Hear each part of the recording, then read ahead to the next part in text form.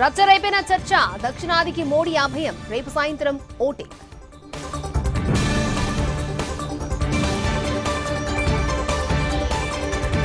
ఏపీకి 38, తెలంగాణకు 26 సీట్లు. లాభాల చిట్టా చదివిన అమిత్ షా.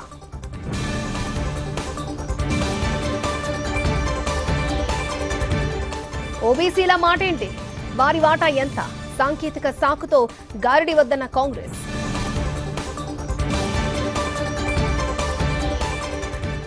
మంటలు రేపిన మాటలు, తేజస్వి సూర్య బర్తరఫ్ కు డిమాండ్.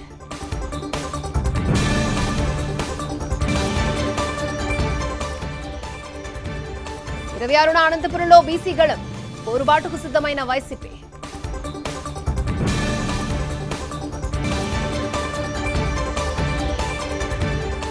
స్పీకర్ సహా అంతా కౌంటర్ దాఖలు చేయండి. ఎమ్మెల్యేల అనర్హత కేసులో హైకోర్టు ఆదేశం.